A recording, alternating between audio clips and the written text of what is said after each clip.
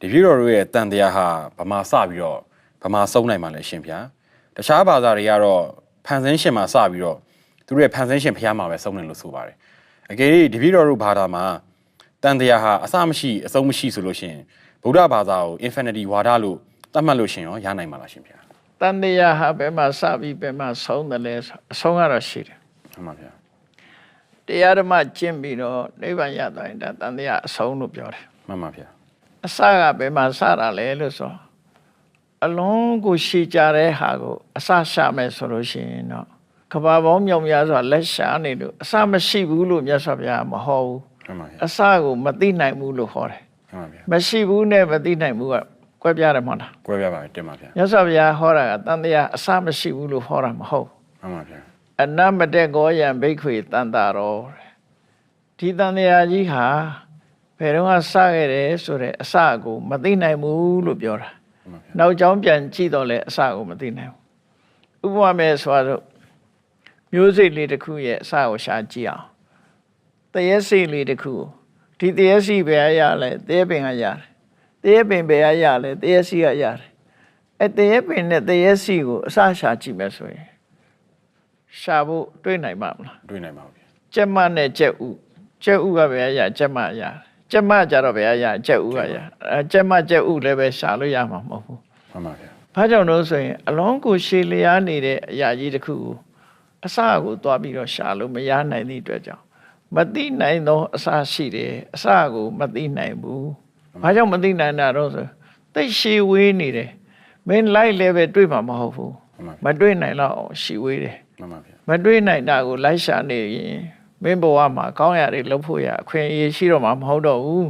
မှန်ပါဗျာဆိုတဲ့အနေနဲ့မြတ်စွာဘုရားတန်တရားအစကိုမသိနိုင်ဘူးလို့ပဲဟောတယ်မရှိဘူးလို့ဟောတာမဟုတ်ဘူးဒါကအမှန်တစ်ခုနော်မှန်ပါဗျာ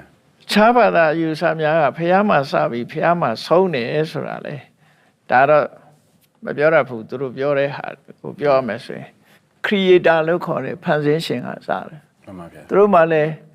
ဖန်ဆင်းရှင်ဝါဒကိုလူတိုင်းလက်ခံတာမဟုတ်ဘူးမှန်ပါဗျာအိန္ဒိယ philosophy ကိုဖတ်ကြည့်လို့ရှိရင်ဒီစံခယ philosophy ဆိုတာရှိတယ်စံခယ philosophy မှာ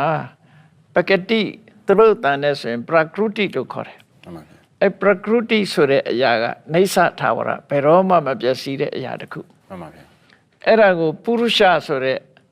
အရာတစ်ခုနဲ့ပေါင်းလိုက်တဲ့အခါအသက်ဝင်လာပြီးတော့လှုပ်ရှားတယ်လို့သူတို့သုံးတယ်မှန်ပါဗျာစံခယ philosophy ကမှန်ပါဗျာဘာသာတရားဘာသာအယူဆလို့ဆိုတဲ့မှာတအားများတယ်ယူဘာသာအယူဆတွေဟာတင်ပါဗျာအခုခေတ်ပြောနေတဲ့ခရစ်ယာန်တို့အစ္စလာမ်တို့တွေမဟုတ်ဘူးအများကြီးပဲရှိတယ်နော်အများကြီးရှိတော့ဖះမှာစပြီးဖះမှာဆုံးတယ်လို့ပြောတဲ့လူတွေက creator ကိုလက်ခံတဲ့လူတွေ God ကိုလက်ခံတဲ့လူတွေအတွက်သာဖြစ်တယ်မှန်ပါဗျာမှန်ပါ God ကိုလက်မခံတဲ့လူတွေအများကြီးရှိတယ်မှန်ပါဗျာနော်အဲကြောင့်မို့ဖះမှာစပြီးဖះမှာဆုံးတယ်ဆိုတာဘယ်ဝါဒတုံးလို့ပြောရမယ်ဆိုလို့ရှိရင်Hinduism ဆိုဟိန္ဒူဝါဒကိုကြည့်မယ်ဆိုရင်သူတို့ကိုဗြဟ္မာဆိုတဲ့ခေါ်ကနေပြီးတော့ဖန်ဆင်းလိုက်တယ်မှန်ပါဗျာဖန်ဆင်းလိုက်ပြီးတော့နောက်ဆုံးမှဒီဗြဟ္မာကြီးနဲ့ပြန်ပေါင်းလိုက်လို့ရှင်တန်တရားဝကလွတ်တယ်ခေါ်တယ်မှန်ပါဗျာအဲ့ဒါမျိုးကြတော့ဖះမှာစားပြီးဖះမှာဆုံးတယ်လို့ပြောလို့ရတယ်မှန်ပါဗျာနော်မှန်ပါဗျာဒါကဟိန္ဒူဝါဒဗြဟ္မာဆိုတာလဲနောက်ပိုင်းကျတော့သူတို့ကတတ္တဝါမဟုတ်တော့ဘူးတကုရှင်မဟုတ်တော့ဘူးတဘာဝတရားတစ်ခုဖြစ်တယ်မှန်ပါဗျာတဘာဝတစ်ခုနောက်ဆုံးမှာ philosophy နဲ့လိုက်ရှာလိုက်တဲ့အခါတဘာဝတရားတစ်ခုကိုသာတယ်အဟမစမိဗြဟ္မာဆိုပြီးသူတို့ကသူကိုယ်တိုင်ဗြဟ္မာဖြစ်တယ်အဲ့ဗြဟ္မာလိုက်ပြီးတော့အကောင့်ထဲရှာလိုက်ပြန်တော့မရှိတော့ဘူးနောက်ပိုင်းကျတော့မှန်ပါဗျာအဲ့လိုထအောင်ဖြစ်တယ်မှန်ပါဗျာဟိန္ဒူမှာဗြဟ္မာဆိုတာက creator မှန်ပါဗျာဗိရှနုက protector မှန်ပါဗျာရှိဗန်ဆိုတာက destroyer ဖျက်ဆီးသူမှန်ပါဗျာအဲ့တော့ဒီဆောက်သူကတယောက်ထိမ့်သိမ့်သူကတယောက်ဖျက်ဆီးသူကတယောက်ဖျားသုံးစုသူတို့မှာမှန်ပါဗျာအဲ့တော့သူတို့မှာဒီမြဲတယ်ဆိုတာလည်းမရှိဘူးပေါ့နော်မှန်ပါဗျာအဲ့တော့သူတို့ရဲ့မောက္ခလို့ခေါ်တဲ့လွတ်မြောက်မှုဘဝရဲ့လွတ်မြောက်မှုဆိုတာဘုရားသခင်ကဖန်ဆင်းလိုက်တဲ့အခါမကောင်းတဲ့ကံတွေကောင်းတဲ့ကံတွေလှုပ်ပြီးတော့ကံကြမ္မာရဲ့အနှောင့်အဖွဲထဲမှာတန်တရားထဲမှာလဲတယ်လဲတာကိုဘုရားသခင်ကဖန်ဆင်းတယ်ဆိုတဲ့အသိဉာဏ်ရရင်ဝိဇ္ဇာမှန်ပါဗျာအသိဉာဏ်ဝိဇ္ဇာလို့ခေါ်တယ်အဲ့ဒီဝိဇ္ဇာရပြီးတော့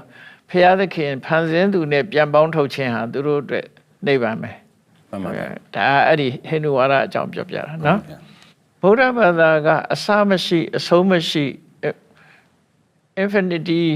အယူဝါဒလို့သတ်မှတ်ရင်ဖြစ်နိုင်ပါသလားဆိုတာဒါမဟုတ် မှန်ပါဗျာ အဲ့လိုသတ်မှတ်လို့မရဘူး မှန်ပါဗျာ အစမရှိဘူးလို့မပြောဘူးအဆုံးကလည်းမရှိဘူးလို့ပြောတာမဟုတ်ဘူး မှန်ပါဗျာ မြတ်စွာဘုရားရဲ့အဆုံးဝါဒကပါတော့ဆိုရင်အကြောင်းရှိရင်အကျိုးဖြစ်နေမယ်အကြောင်းကုန်ရင်အကျိုးရသွားမယ်ဒါပဲ မှန်ပါ ဖျားဟောတာနော်